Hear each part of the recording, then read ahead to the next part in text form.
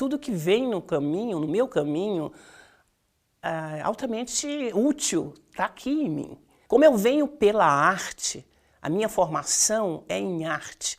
Eu tenho um bacharelado em dança, não fiz nem licenciatura. Como ele chamava o diploma, dançarino profissional. Dancei muitos anos.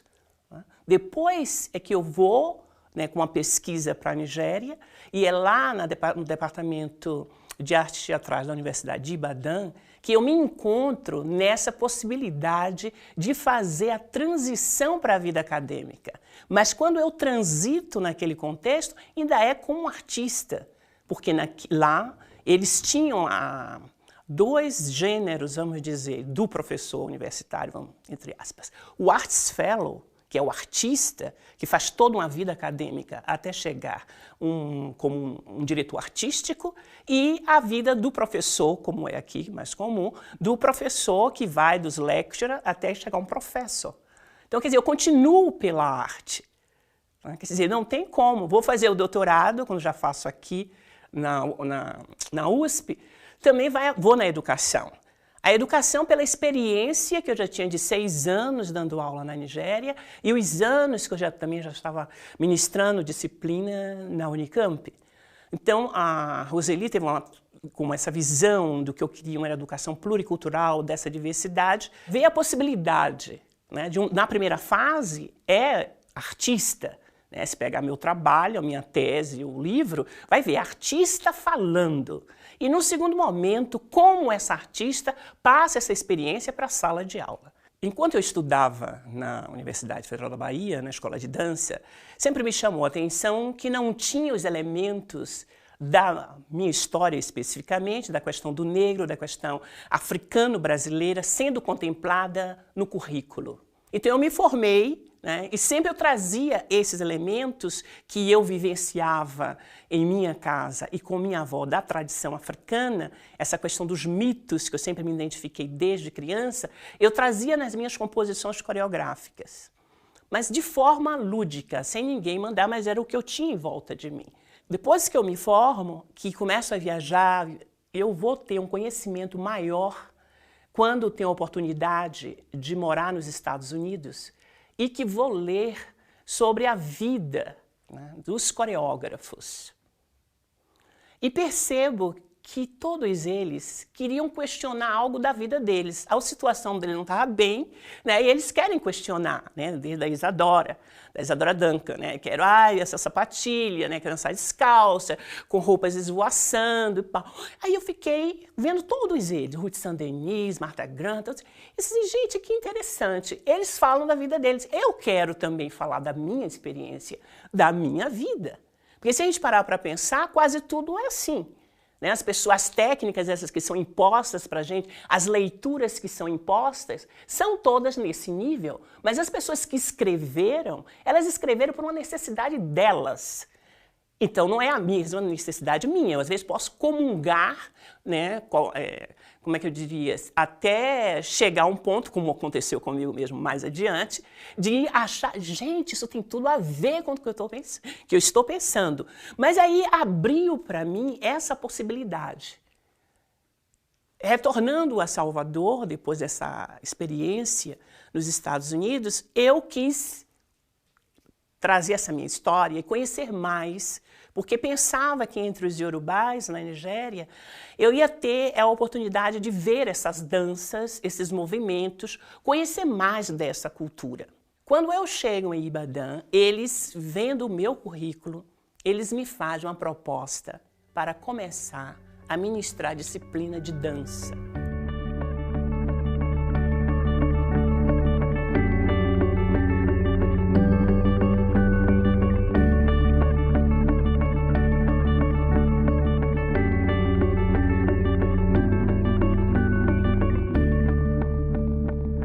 A oportunidade essa de dar aulas, aí é que eu vou dizer que eu vou pegar realmente um conhecimento de um estudioso, que eu comecei a estudar, ir para a biblioteca estudando, e foi quando eu entrei em contato com o Rudolf Laban.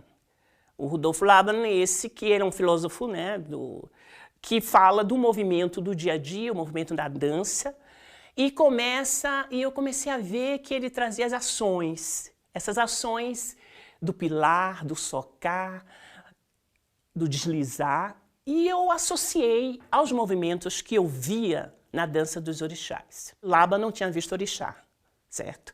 E o que ele me deu ali? Naquele momento foi o meu pulo do gato. Ele me mostrou a ancestralidade, por isso que eu chamo corpo e ancestralidade. A ancestralidade de uma movimentação corporal que todo homem tem, independente de cor, de raça, de credo, onde quer que ele esteja. Movimentação essa que vai sendo transformada na medida que a sociedade vai se industrializando. Quer dizer que a dança também, ela é um produto, né? A movimentação é um produto do meio. Quer dizer que tem a ver com o contexto cultural que as pessoas vivenciam, né? O que elas têm, né? Porque ela realmente, mesmo estando entre os nigerianos, né, eu percebia que tinha alguns que tinham o corpo que não era tão, vamos dizer assim, que não tinha tanta aquela movimentação que outros tinham, né, no sentido de que aqueles que vinham mais das comunidades, eles tinham essas ações mais presentes no corpo. Os que são na cidade, né, já não tinham. Nós não utilizamos mais essas ações do varrer, do socar, do pilar. Podemos encontrar isso onde? Nas sociedades remotas dos países e realmente nas danças dos orixás. Porque eles são ancestrais, certo? E naquele momento que ele está no terreiro, naquelas comunidades, eles reatualizam uma situação mítica. Então, não são todas as danças, mas em algumas danças, por exemplo, de Ogum, nós vamos ver ele desbravando, nós vamos ver ações, né, de abrir caminho. De Nanã, nós vamos ver algumas danças, né, que ela vai estar pilando, né, porque ela está ligada à agricultura. Então, o que faço eu? A partir dessa luz, eu disse assim, gente, é possível está desenvolvendo um trabalho corporal a partir dessas ações. Aí, da Nigéria, eu fui para Londres, para o Laban Center, para conhecer melhor esse trabalho de análise de movimento, para entender melhor o que era esse estudo da coreologia, de estudar o contexto da dança, como é que ela se manifesta. Orixá tem o espaço dele, tem o terreiro dele, lá é a comunidade. A gente tem que definir os espaços. Eu trabalho com arte, trabalho sobretudo com arte. Do artista, da pessoa que reflete, da pessoa que traz o elemento intelectual, que discute a sua obra. Eu, especificamente, trabalho com essa tradição porque eu quero desmistificar. Numa sociedade onde cada vez é pior na sala de aula, onde você tem várias religiões. E essa cultura, ela só existe, a questão africana dessas danças, por causa da religião. E como passar isso numa sala de aula? E como você ficar numa sala de aula onde tem um evangélico, onde tem um outro espírito, onde tem várias religiões, e a gente está falando de uma diversidade pluricultural, e como você contemplar essa história? Então, precisa de uma jogada de cintura e de um entendimento. Por isso que eu falo do movimento, que essa movimentação, ela está presente no homem. Isso, para o educador, isso é fundamental. Estando frente a uma sala de aula plural, ele tem que saber disso. E isso está em todas as danças, seja no congado, né, no coco, em várias manifestações de herança africana no Brasil, os movimentos, eles são do cotidiano.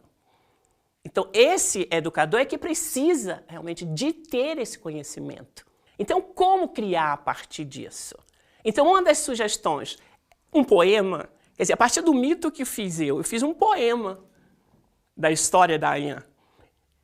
E depois eu vou ensinar como eu ensino esse poema. A partir dessas ações. A partir do momento que você tem uma ação, vamos que seja ceifar. O ceifar vem mimético. No primeiro momento, o movimento é mimético. Mas esse movimento, na medida, que aí é que eu penso, do Laban, que você varia a dinâmica, que você varia o tempo, e você varia níveis, espaço, o movimento vai se transformando. E você pega essa mesma matriz e coloca em outras partes do corpo. Você vai experimentando esse ceifar. Ceifa com os ombros, ceifa com as pernas, e mais rápido, e mais lento. E depois as associações com o educando. Quer dizer, você está associando isso com o quê? Quando você ceifa, o que foi que veio na sua mente? Que lembrança? Então, é um trabalho altamente criativo. Então, em uma primeira fase, esses movimentos são miméticos. É o que eu chamo de exercícios técnicos, que seria preparar este corpo para que ele possa ceifar, para que ele possa varrer, para que ele possa esfregar. E é essa movimentação que aos poucos vai se transformando e vai se diluindo em outras situações. Mas o que é importante? É importante porque esse movimento tem intenção. O movimento tem intenção.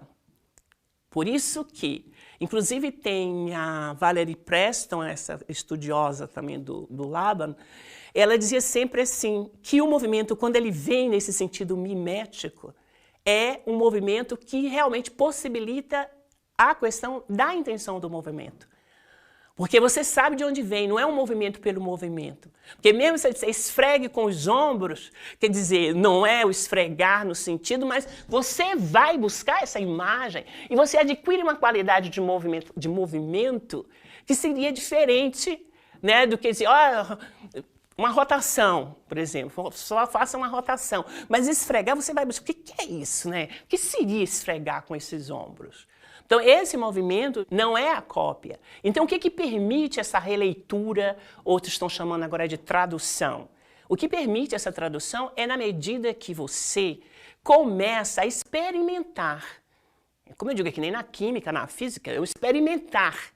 Vamos experimentar na região baixa, todo mundo no chão, vamos experimentar, ceifar ou o que for na região baixa. Vamos experimentar numa região média, na região alta. Vamos utilizar a diagonal, vamos utilizar com um certo ritmo.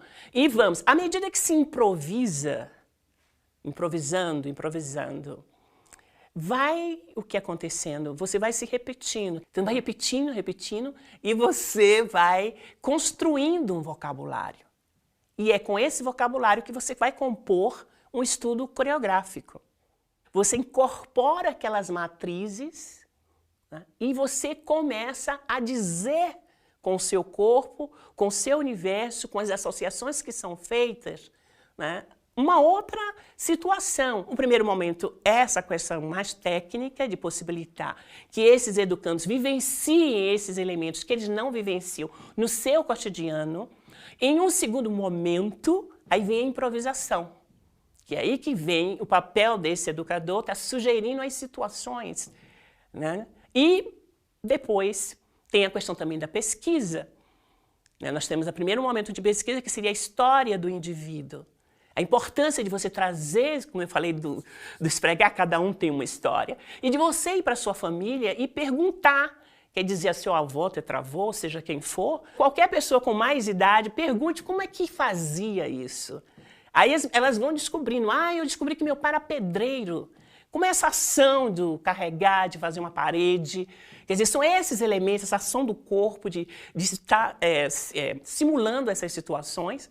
E são essas situações que elas vão serem transformadas, né? E que não deixa de ser a dança, é isso mesmo, né?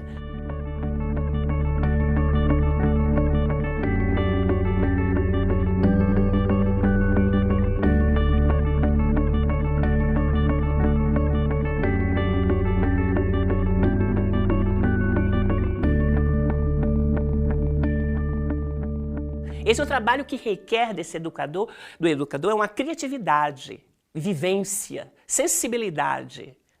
Certo? São qualidades inerentes para desenvolver um trabalho como esse. Porque não está pronto, não está ali, não está na estante, não tem uma receita de bolo pronta.